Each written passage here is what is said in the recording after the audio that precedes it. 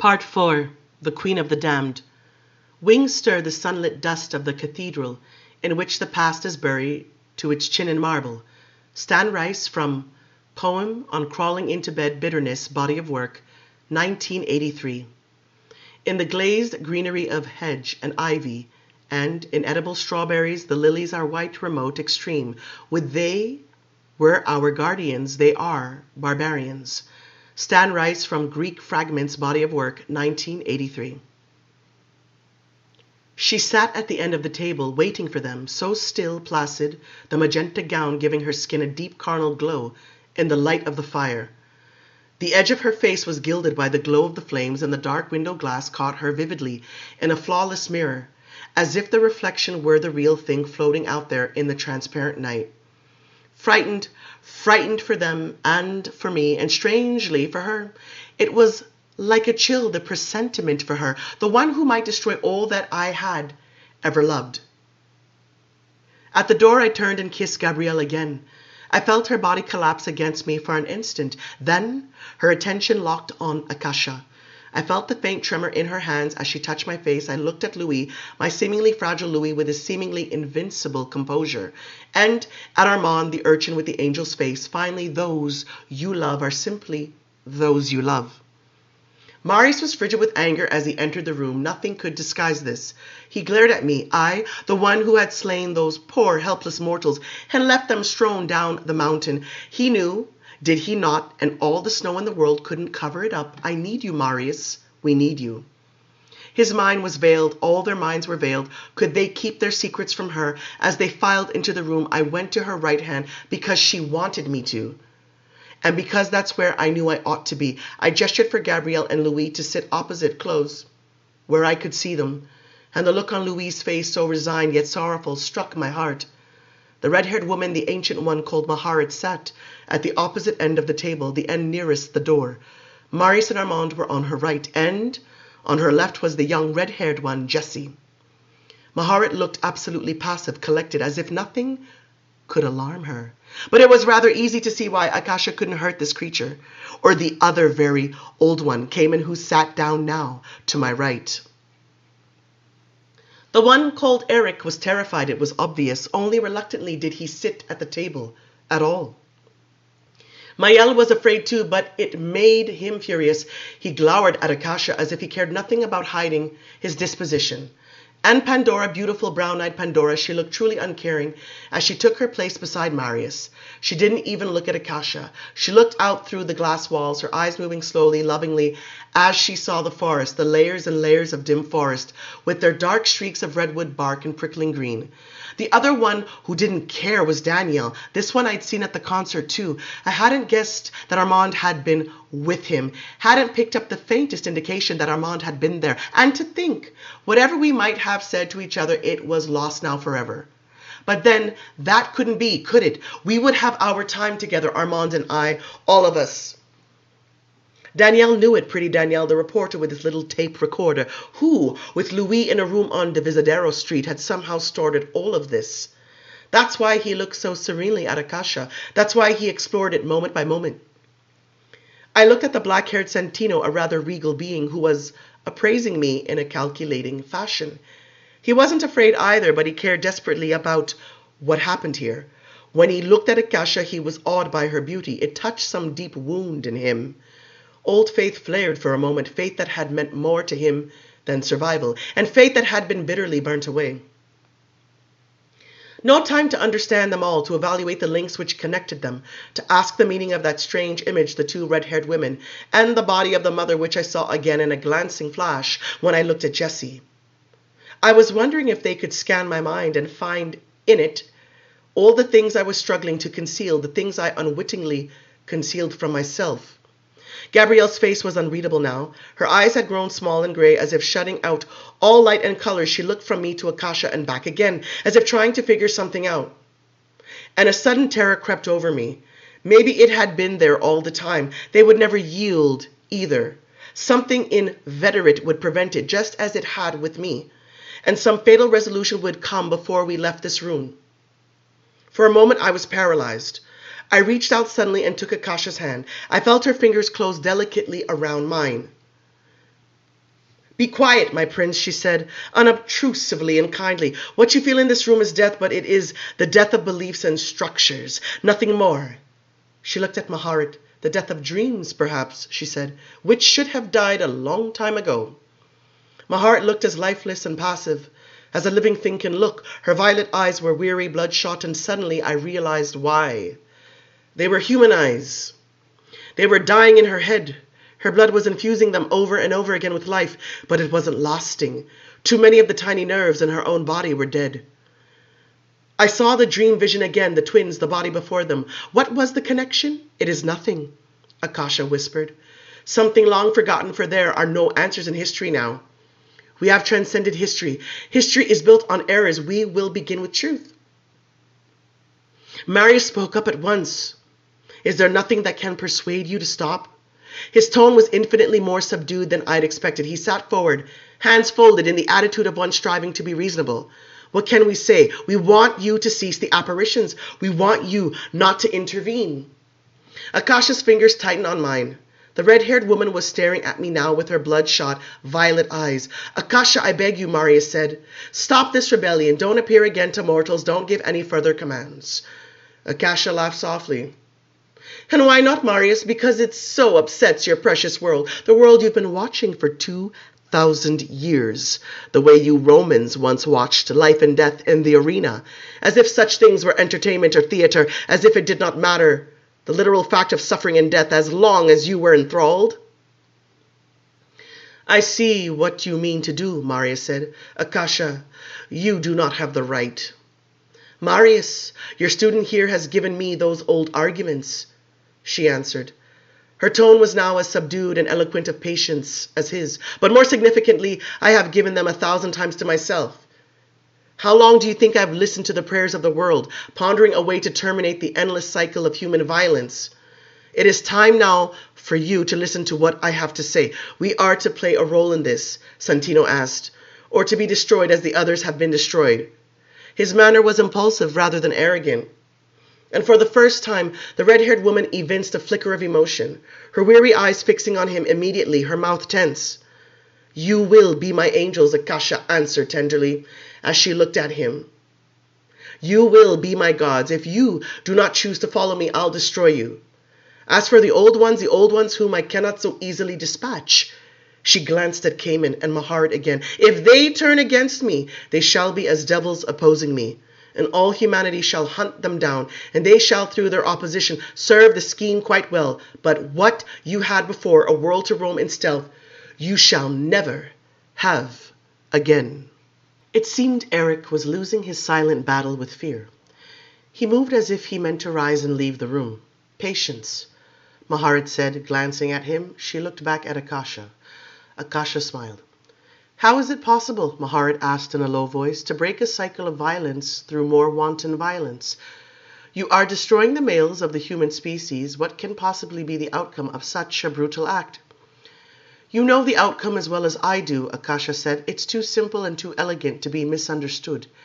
It has been unimaginable until now. All those centuries I sat upon my throne in Marius' shrine. I dreamed of an earth that was a garden, a world where beings lived, without the torment that I could hear and feel. I dreamed of people achieving this peace without tyranny. And then the utter simplicity of it struck me. It was like dawn coming. The people who can realize such a dream are women, but only if all the men, or very nearly all the men, are removed. In prior ages, such a thing would not have been workable, but now it is easy. There is a vast technology which can reinforce it. After the initial purgation, the sex of babies can be selected. The unwanted unborn can be mercifully aborted, as so many of both sexes are now. But there is no need to discuss this aspect of it really. You are not fools, any of you, no matter how emotional or impetuous you are. You know as I know that there will be universal peace if the male population is limited to 1 per 100 women. All forms of random violence will very simply come to an end. The reign of peace will be something the world has never known. Then the male population can be increased gradually. But for the conceptual framework to be changed, the males must be gone. Who can dispute that? It may not even be necessary to keep the 1 in 100. But it would be generous to do so, and so I will allow this, at least as we begin." I could see that Gabrielle was about to speak. I tried to give her a silent signal to be quiet, but she ignored me. "All right. The effects are obvious," she said, "but when you speak in terms of wholesale extermination, then questions of peace become ridiculous. You're abandoning one half of the world's population. If men and women were born without arms and legs, this might be a peaceful world as well. The men deserve what will happen to them. As a species, they will reap what they have sown. And remember, I speak of a temporary cleansing, a retreat, as it were. It's the simplicity of it which is beautiful. Collectively, the lives of these men do not equal the lives of women who have been killed at the hands of men over the centuries. You know it, and I know it. Now tell me, how many men over the centuries have fallen at the hands of women? If you brought back to life every man slain by a woman, do you think these creatures would fill even this house? But you see, these points don't matter. Again, we know what I say is true. What matters, what is relevant, and even more exquisite than the proposition itself is that we now have the means to make it happen. I am indestructible. You are equipped to be my angels, and there is no one who can oppose us with success." "That's not true," Maharat said. A little flash of anger colored Akasha's cheeks, a glorious blush of red that faded and left her, as inhuman looking as before. "You are saying that you can stop me?" she asked, her mouth stiffening. "You are rash to suggest this. Will you suffer the death of Eric and Mayel and Jessica for such a point?" Maharat didn't answer. Mayel was visibly shaken, but with anger, not fear. He glanced at Jessie and at Maharat and then at me. I could feel his hatred. Akasha continued to stare at Maharat. "Oh, I know you. Believe me," Akasha went on, her voice softening slightly. "I know how you have survived through all the years unchanged. I have seen you 1,000 times in the eyes of others. I know you dream now that your sister lives. And perhaps she does in some pathetic form. I know your hatred of me has only festered, and you reach back in your mind all the way back to the very beginning, as if you could find there some rhyme or reason for what is happening now. But as you yourself told me long ago when we talked together in a palace of mud brick on the banks of the Nile River, there is no rhyme or reason. There is nothing. There are things visible and invisible, and horrible things can befall the roost innocent of us all. Don't you see this is as crucial to what I do now as all else?" Again, Maharat didn't answer. She sat rigid, only her darkly beautiful eyes showing a faint glimmer of what might have been pain. "I shall make the rhyme or reason," Akasha said with a trace of anger. "I shall make the future. I shall define goodness. I shall define peace. And I don't call on mythic gods or goddesses or spirits to justify my actions, on abstract morality. I do not call on history either. I don't look for my mother's heart and brain in the dirt." A shiver ran through the others. A little bitter smile played on Santino's lips, and protectively, it seemed, Louis looked towards the mute figure of Maharat. Marius was anxious lest this go further. "Akasha," he said in entreaty, "even if it could be done, even if the mortal population did not rise against you, and the men did not find some way to destroy you long before such a plan could be accomplished—" "You're a fool, Marius! Or you think I am. Don't you think I know what this world is capable of, what absurd mixture of the savage and the technologically astute makes up the mind of modern man, my queen?" "I don't think you know it," Marius said. "Truly I don't. I don't think you can hold in your mind the full conception of what the world is. None of us can. It is too varied, too immense. We seek to embrace it with our reason, but we can't do it. You know a world, but it is not the world. It is the world you have selected from a dozen other worlds for reasons within yourself." She shook her head, another flare of anger. "Don't try my patience, Marius," she said. "I spared you for a very simple reason. Lestat wanted you spared, and because you are strong and you can be of help to me. But that is all there is to it, Marius. Tread with care." A silence fell between them. Surely he realized that she was lying. I realized it. She loved him, and it humiliated her, and so she sought to hurt him. And she had. Silently, he swallowed his rage. "Even if it could be done," he pressed gently, "can you honestly say that human beings have done so badly that they should receive such a punishment as this?" I felt the relief course through me. I'd known he would have the courage. I'd known that he would find some way to take it into the deeper waters, no matter how she threatened him. He would say all that I had struggled to say. "Ah, now you disgust me," she answered. "Akasha, for 2,000 years I have watched," he said. "Call me the Roman in your arena, if you will, and tell me tales of the ages that went before. When I knelt at your feet, I begged you for your knowledge. But what I have witnessed in this short span has filled me with awe and love for all things mortal. I have seen revolutions in thought and philosophy which I believed impossible. Is not the human race moving towards the very age of peace you describe?" Her face was a picture of disdain. "Marius," she said, "this will go down as one of the bloodiest centuries in the history of the human race. What revolutions do you speak of, when millions have been exterminated by one small European nation on the whim of a madman? When entire cities were melted into oblivion by bombs? When children in the desert countries of the East war on other children in the name of an ancient and despotic God? Marius, women the world over wash the fruits of their wombs down public drains. The screams of the hungry are deafening yet unheard by the rich, who cavort in technological citadels. Disease runs rampant among the starving of whole continents, while the sick in palatial hospitals spend the wealth of the world on cosmetic refinements and the promise of eternal life through pills and vials." She laughed softly. Did ever the cries of the dying ring so thickly in the ears of those of us who can hear them? Has ever more blood been shed? I could feel Marius's frustration. I could feel the passion that made him clench his fist now and search his soul for the proper words. "There's something you cannot see," he said finally. "There is something that you fail to understand." "No, my dear one, there is nothing wrong with my vision. There never was. It is you who fail to see. You always have. Look out there at the forest," he said, gesturing to the glass walls around us. "Pick one tree, describe it, if you will, in terms of what it destroys, what it defies, and what it does not accomplish, and you have a monster of greedy roots and irresistible momentum that eats the light of other plants, their nutrients, their air. But that is not the truth of the tree. That is not the whole truth when the thing is seen as part of nature. And by nature I mean nothing sacred. I mean only the full tapestry, Akasha. I mean only the larger thing which embraces all." "And so you will select now your causes for optimism," she said, "as you always have. Come now. Examine for me the western cities, where even the poor are given platters of meat and vegetables daily, and tell me hunger is no more. Well, your pupil here has given me enough of that pap already, the idiot foolishness upon which the complacency of the rich has always been based. The world is sunk into depravity and chaos. It is as it always was, or worse." "Oh no, not so," he said adamantly. "Men and women are learning animals. If you do not see what they have learned, you're blind.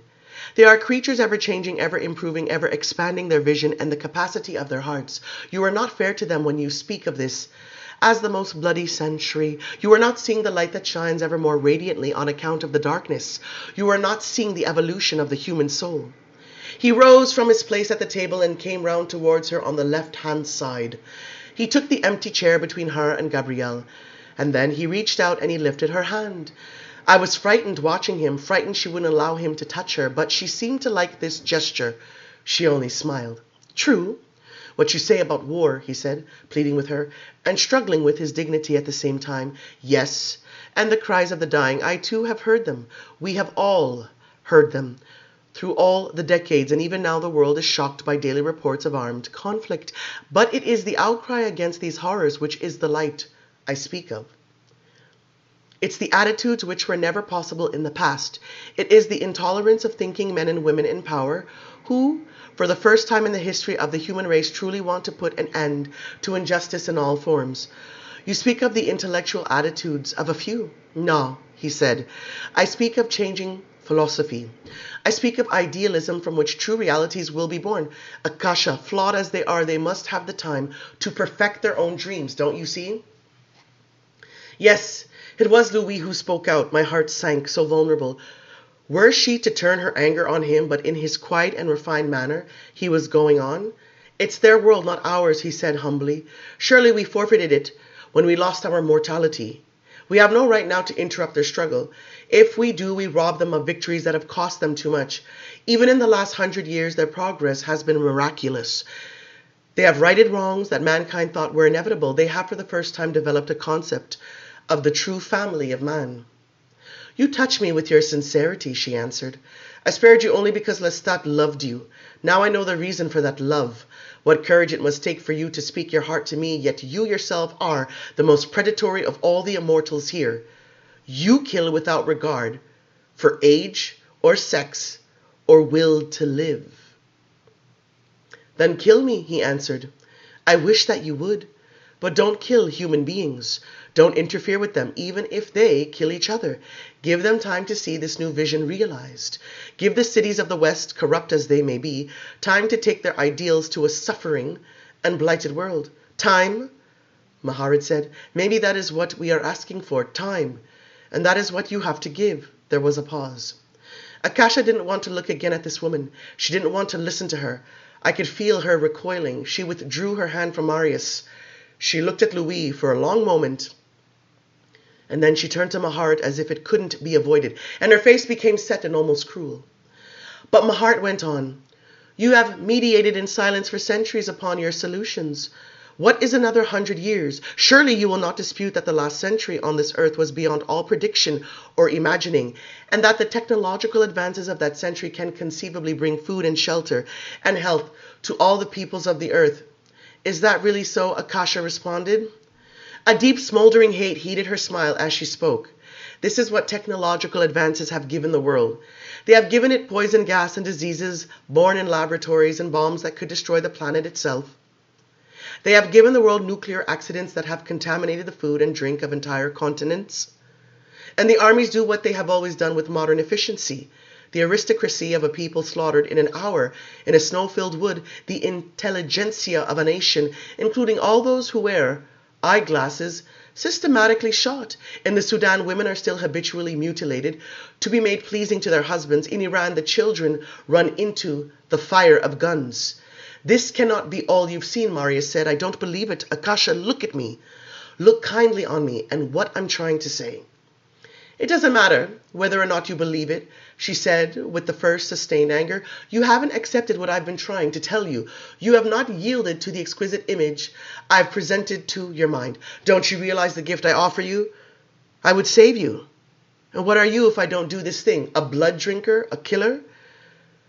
I'd never heard her voice so heated. As Maria started to answer, she gestured imperiously for silence. She looked at Santino and at Armand. You, Santino, she said, you who govern the Roman children of darkness, when they believed they did God's will as the devil's henchmen, do you remember what it was like to have a purpose? And you, Armand, the leader of the old Paris coven, remember when you were a saint of darkness? Between heaven and hell, you had your place. I offer you that again, and it is no delusion. Can you not reach for your lost ideals? Neither answered her. Santino was horror-struck. The wound inside him was bleeding. Armand's face revealed nothing but despair. A dark, fatalistic expression came over her. This was futile. None of them would join her. She looked at Marius. Your precious mankind, she said, it has learned nothing in 6,000 years. You speak to me of ideals and goals. There were men in my father's court in Uruk who knew the hungry ought to be fed. Do you know what your modern world is? Televisions are tabernacles of the miraculous, and helicopters are its angels of death. All right, then. What would your world be? Marius said. His hands were trembling. You don't believe that the women aren't going to fight for their men? She laughed. She turned to me. Did they fight in Sri Lanka, Lestat? Did they fight in Haiti? Did they fight in Lykonos? Marius stared at me. He waited for me to answer, to take my stand with him. I wanted to make arguments, to reach for the threads he'd given me and take it further, but my mind went blank. Akasha, I said, don't continue this bloodbath, please. Don't lie to human beings or befuddle them anymore. There it was, brutal and unsophisticated, but the only truth I could give. Yes, for that's the essence of it, Marius said, his tone careful again, fearful, and almost pleading. It's a lie, Akasha. It's another superstitious lie. Have we not had enough of them, and now of all times, when the world's waking from its old illusions, when it has thrown off the old gods? A lie, she asked. She drew back, as if he'd hurt her. What is the lie? Did I lie when I told them I would bring a reign of peace on earth? Did I lie when I told them I was the one they had been waiting for? No, I didn't lie. What I can do is give them the first bit of truth they've ever had. I am what they think I am. I am eternal and all-powerful, and shall protect them. Protect them? Marius asked. How can you protect them from their most deadly foes? What foes? Disease, my queen, death. You are no healer. You cannot give life or save it, and they will expect such miracles. All you can do is kill. Silence. Stillness. Her face suddenly as lifeless as it had been in the shrine, eyes staring forward, emptiness or deep thought impossible to distinguish. No sound but the wood shifting and falling into the fire. Akasha, I whispered. Time, the thing that my heart asked for a century, so little to give. Dazed, she looked at me. I could feel death breathing on my face, death close as it had been years and years ago when the wolves tracked me into the frozen forest, and I couldn't reach up high enough for the limbs of the barren trees. You are all my enemies, aren't you? She whispered. Even you, my prince, you are my enemy, my lover and my enemy at the same time. I love you, I said, but I can't lie to you. I cannot believe in it. It is wrong. It is the very simplicity and the elegance which make it so wrong. Her eyes moved rapidly over their faces. Eric was on the verge of panic again, and I could feel the anger cresting in Maëlle. Is there not one of you who would stand with me? She whispered. Not one who would reach for that dazzling dream, not even one who is ready to forsake his or her small and selfish world. Her eyes fixed on Pandora. Ah, you, poor dreamer, grieving for your lost humanity, would you not be redeemed? Pandora stared as if through a dim glass. I have no taste for bringing death, she answered in an even softer whisper. It is enough for me to see it in the falling leaves.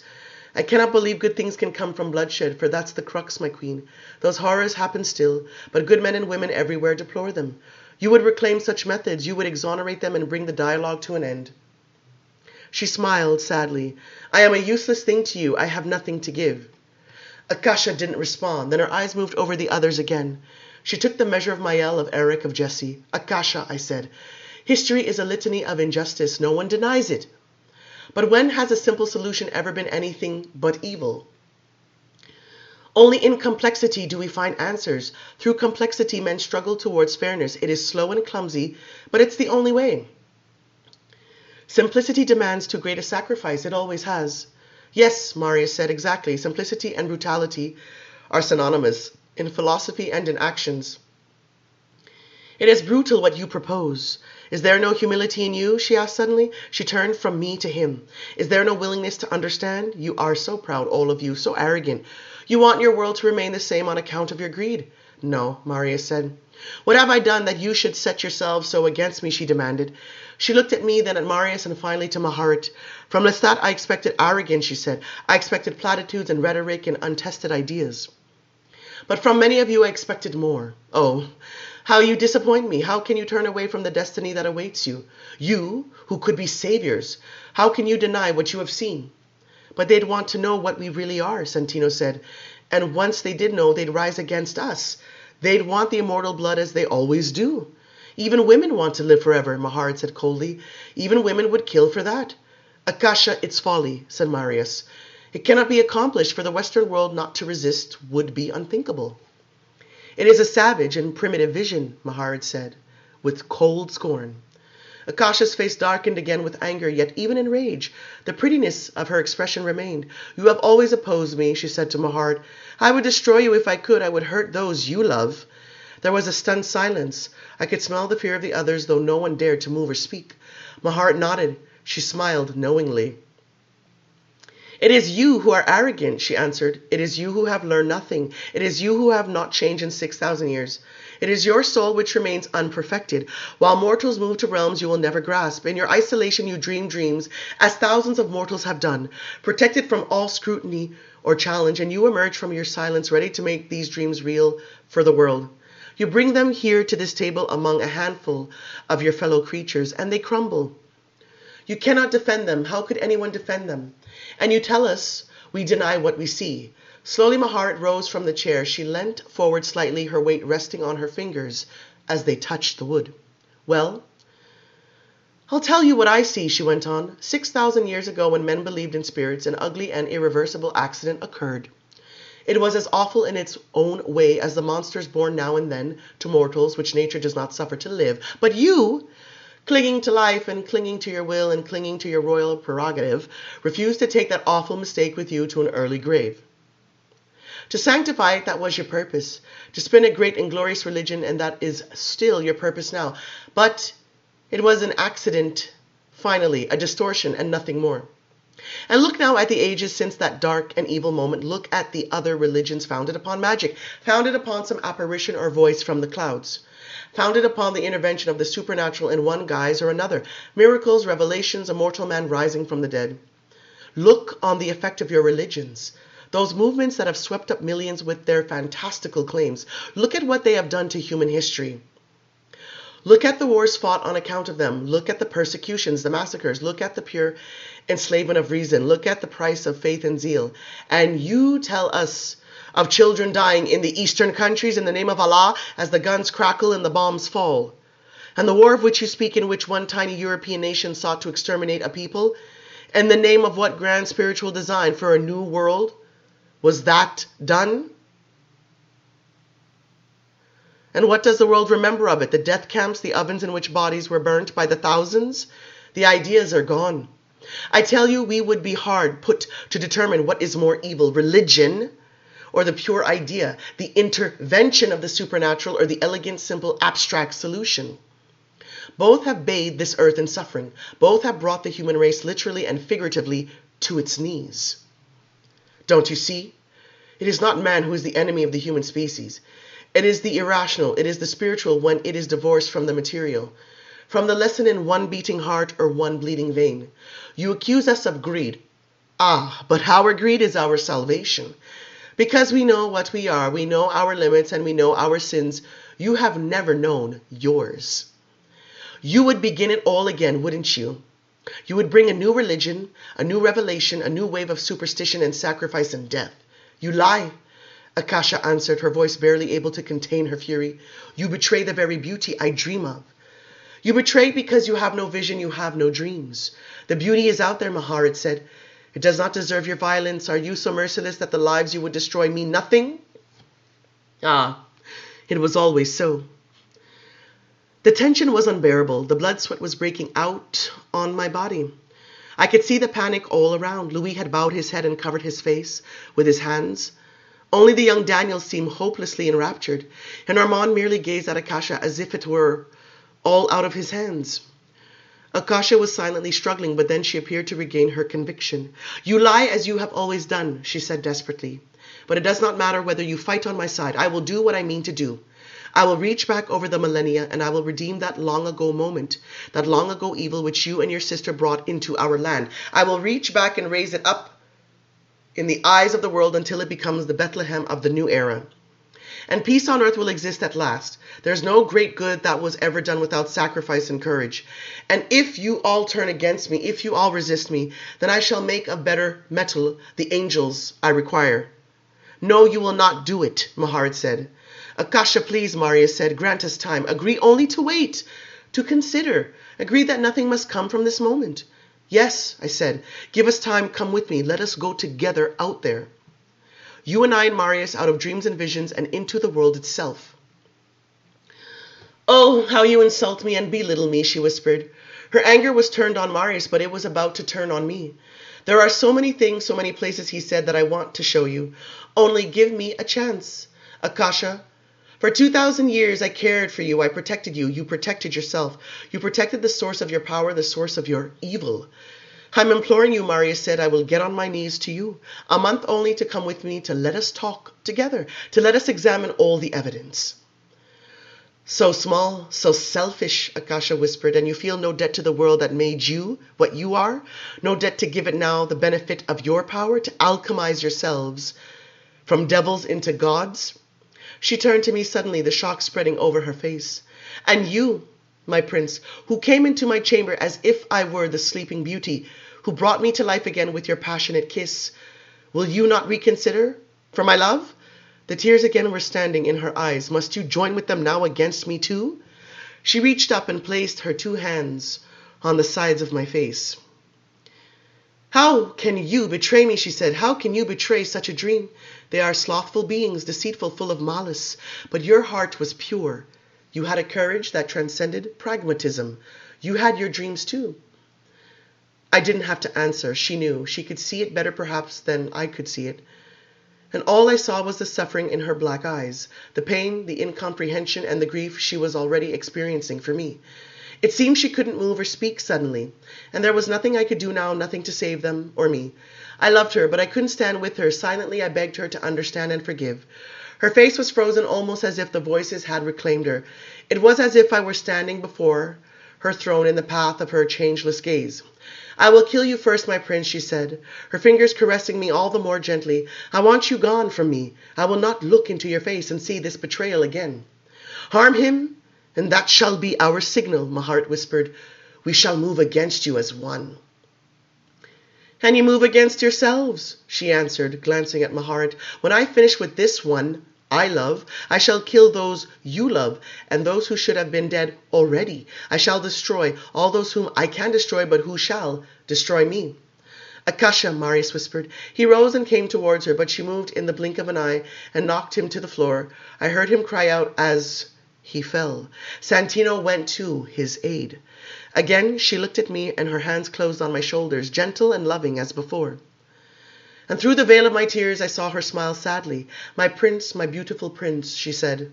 Cayman rose from the table, Eric rose, and Maël, and then the young ones rose, and lastly Pandora, who moved to Marius' side. She released me, and she too rose to her feet. The night was so quiet suddenly that the forest seemed to sigh against the glass.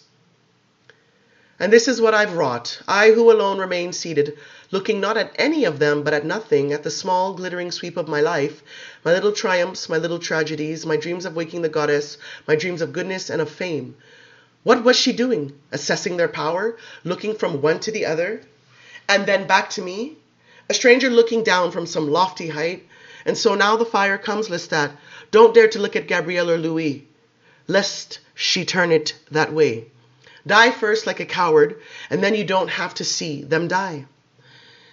And the awful part is you won't know who wins finally, whether or not she triumphs or we all go down together. Just like not knowing what it was all about, or why or what the hell the dream of the twins meant, or how this whole world came into being. You just won't ever know. I was weeping now, and she was weeping, and she was that tender, fragile being again. The being I had held on Saint-Domingue, the one who needed me, but that weakness wasn't destroying her after all, though it would certainly destroy me. "Lestat," she whispered, as if in disbelief. "I can't follow you," I said, my voice breaking. Slowly I rose to my feet. "We're not angels, Akasha. We are not gods. To be human, that's what most of us long for. It is the human which has become myth to us." It was killing me to look at her. I thought of her blood flowing into me, of the power she'd given me, of what it had been like to travel with her through the clouds. I thought of the euphoria in the Haitian village, when the women had come with their candles, singing their hymns. "But that is what it will be, my beloved," she whispered. "Find your courage, it's there." The blood tears were coursing down her face. Her lip trembled, and the smooth flesh of her forehead was creased with those perfectly straight lines of utter distress. Then she straightened. She looked away from me, and her face went blank and beautifully smooth again. She looked past us, and I felt she was reaching for the strength to do it, and the others had better act fast. I wished for that, like sticking a dagger into her. They had better bring her down now, and I could feel the tears sliding down my face. But something else was happening. There was a great soft musical sound from somewhere. Glass shattering, a great deal of glass. There was a sudden obvious excitement in Daniel and Jessie, but the old one stood frozen, listening. Again glass breaking, someone entering by one of the many portals of this rambling house. She took a step back. She quickened as if seeing a vision, and a loud hollow sound filled the stairwell.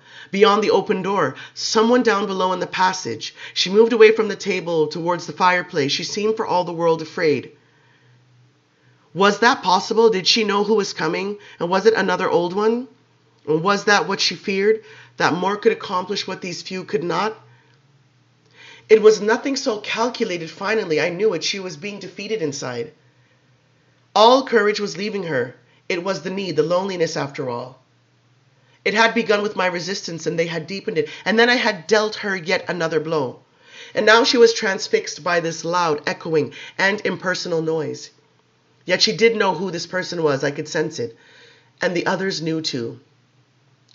The noise was growing louder. The visitor was coming up the stairs. The skylight and the old iron pylons reverberated with the shock of each heavy step. "But who is it?" I said suddenly. I could stand it no longer.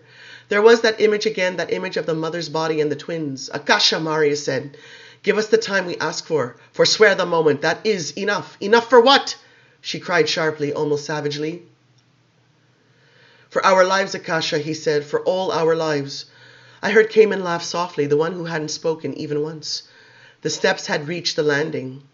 Mahar stood at the edge of the open doorway, and Mayel was beside her. I hadn't even seen them move. Then I saw who and what it was, the woman I'd glimpsed moving through the jungles, clawing her way out of the earth, walking the long miles on the barren plain, the other twin of the dreams I'd never understood. And now she stood framed in the dim light from the stairwell, staring straight at the distant figure of Akasha, who stood some 30 feet away with her back to the glass wall and the blazing fire. Oh, but the sight of this one, gasps came from the others, even from the old ones, from Marius himself. A thin layer of soil encased her all over, even the rippling shape of her long hair. Broken, peeling, stained by the rain, even the mud still clung to her naked arms, and bare feet as if she were made of it, made of earth itself. It made a mask of her face, and her eyes peered out of the mask, naked, rimmed in red. A rag covered her, a blanket filthy and torn and tied with a hemp rope around her waist. What impulse could make such a being cover herself? What tender human modesty had caused this living corpse to stop and make this simple garment? What suffering remnant of the human heart? Beside her, staring at her, my heart appeared to weaken suddenly all over, as if her slender body were going to drop. "Mekare," she whispered. But the woman didn't see her or hear her. The woman stared at Akasha, the eyes gleaming with fearless animal cunning as Akasha moved back towards the table, putting the table between herself and this creature. Akasha's face hardening, her eyes full of undisguised hate. "Mekare," Maharit whispered. She threw out her hands and tried to catch the woman by the shoulders and turn her around. The woman's right hand went out, shoving Maharit backwards, so that she was thrown yards across the room until she tumbled against the wall. The great sheet of plate glass vibrated but did not shatter. Gingerly, Maharit touched it with her fingers. Then, with the fluid grace of a cat, she sprang up and into the arms of Eric, who was rushing to her aid. Instantly, he pulled her back towards the door, for the woman now struck the enormous table and sent it sliding northward and then over on its side. Gabrielle and Louis moved swiftly into the northwest corner, Santino and Armand the other way, towards Mayel and Eric and Maharit. Those of us on the other side merely backed away, except for Jessie, who had moved towards the door. She stood beside Cayman, and as I looked at him now, I saw with amazement that he wore a thin, bitter smile. "The curse, my queen," he said, his voice rising sharply to fill the room. The woman froze as she heard him behind her, but she did not turn around. And Akasha, her face shimmering in the firelight, quavered visibly, and the tears flowed again. "All against me? All of you?" she said. "Not a one who would come to my side?" She stared at me, even as the woman moved towards her. The woman's muddy feet scraped the carpet, her mouth gaping and her hands only slightly poised, her arms still down at her sides. Yet it was the perfect attitude of menace as she took one slow step after another. But again Cayman spoke, bringing her suddenly to a halt. In another language he cried out, his voice gaining volume until it was a roar, and only the dimmest translation of it came clear to me. "Queen of the damned, hour of worst menace, I shall rise to stop you." I understood. It had been Mekare's, the woman's prophecy and curse, and everyone here knew it, understood it. It had to do with that strange, inexplicable dream. "Oh no, my children!" Akasha screamed suddenly. "It is not finished." I could feel her collecting her powers. I could see it, her body tensing, breasts thrust forward, her hands rising as if reflexively, fingers curled. The woman was struck by it, shoved backwards, but instantly resisted. And then she, too, straightened, her eyes widening, and she rushed forward so swiftly I couldn't follow it, her hands out for the queen. I saw her fingers caked with mud streaking towards Akasha. I saw Akasha's face as she was caught by her long black hair. I heard her scream. Then I saw her profile as her head struck the western window and shattered it, the glass crashing down in great ragged shards. A violent shock passed through me. I could neither breathe nor move. I was falling to the floor. I couldn't control my limbs. Akasha's headless body was sliding down the fractured glass wall, the shards still falling around it. Blood streamed down the broken glass behind her, and the woman held Akasha's severed head by the hair. Akasha's black eyes blinked, widened. Her mouth opened as if to scream again. And then the light was going out all around me. It was as if the fire had been extinguished, only it hadn't. And as I rolled over on the carpet crying, my hand clawing at it involuntarily, I saw the distant flames through a dark rosy haze. I tried to lift my weight. I couldn't. I could hear Marius calling to me, Marius silently calling only my name. Then I was rising just a little, and all my weight pressed against my aching arms and hands. Akasha's eyes were fixed on me. Her head was lying there almost within my reach.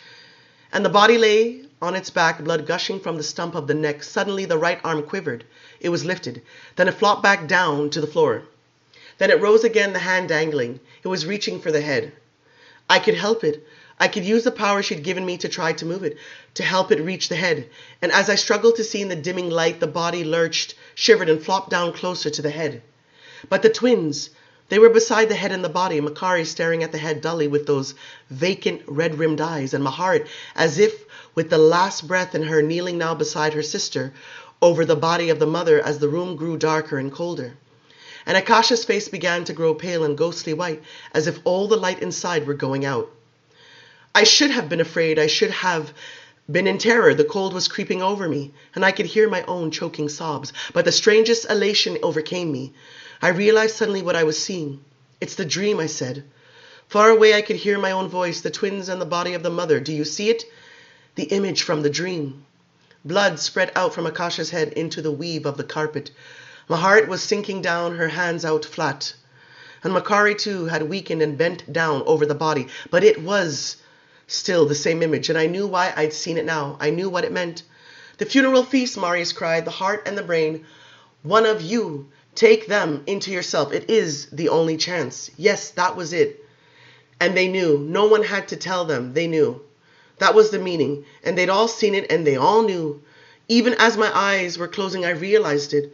And this lovely feeling deepened, this sense of completeness, of something finished at last, of something known. Then I was floating in the ice-cold darkness again, as if I were in Akasha's arms, and we were rising into the stars. A sharp crackling sound brought me back, not dead yet, but dying. But where are those I love? Fighting for life still, I tried to open my eyes. It seemed impossible, but then I saw them. In the thickening gloom, the two of them. Their red hair catching the hazy glow of the fire, the one holding the bloody brain in her mud. Covered fingers, and the other the dripping heart. All but dead they were. Their own eyes glassy, their limbs moving as if through water, and Akasha stared forward still, her mouth open, the blood gushing from her shattered skull. Mekare lifted the brain to her mouth. Maharet put the heart in her other hand. Mekare took them both into herself. Darkness again, no firelight, no point of reference, no sensation except pain. Pain all through the thing that I was, which had no limbs. No eyes, no mouth to speak. Pain throbbing electrical, and no way to move to lessen it, to push it this way or that way, or tense against it, or fade into it. Just pain. Yet I was moving. I was thrashing about on the floor. Through the pain I could feel the carpet suddenly. I could feel my feet digging at it as if I were trying to climb a steep cliff, and then I heard the unmistakable sound of the fire near me. And I felt the wind gusting through the broken window, and I smelled all those soft, sweet scents from the forest rushing into the room. A violent shock coursed through me, through every muscle and pore, my arms and legs flailing, then still. The pain was gone. I lay there gasping, staring at the brilliant reflection of the fire in the glass ceiling, and feeling the air fill my lungs, and I realized I was crying again, broken-heartedly, like a child. The twins knelt with their backs to us, and they had their arms around each other, and their heads were together, their hair mingling, as they caressed each other gently, tenderly, as if talking through touch alone. I couldn't muffle my sobs. I turned over and drew my arm up under my face and just wept. Marius was near me, and so was Gabrielle. I wanted to take Gabrielle into my arms. I wanted to say all the things I knew I should say, that it was over and we had survived it, and it was finished, but I couldn't. Then slowly I turned my head and looked at Akasha's face again, her face still intact, though all the dense, shining whiteness was gone. And she was as pale, as translucent as glass. Even her eyes, her beautiful ink-black eyes, were becoming transparent, as if there were no pigment in them. It had all been the blood. Her hair lay soft and silken beneath her cheek, and the dried blood was lustrous and ruby red. I couldn't stop crying. I didn't want to. I started to say her name, and it caught in my throat. It was as if I shouldn't do it. I never should have. I never should have gone up those marble steps and kissed her face in the shrine. They were all coming to life again, the others. Armand was holding Danielle and Louis, who were both groggy and unable yet to stand, and Cayman had come forward with Jessie beside him. And the others were all right too. Pandora, trembling, her mouth twisted with her crying, stood far apart, hugging herself, as if she were cold. And the twins turned around and stood up now, Maharat's arm around Mekare. Mekare stared forward, expressionless, uncomprehending the living statue, and Maharat said, "Behold, the Queen of the Damned."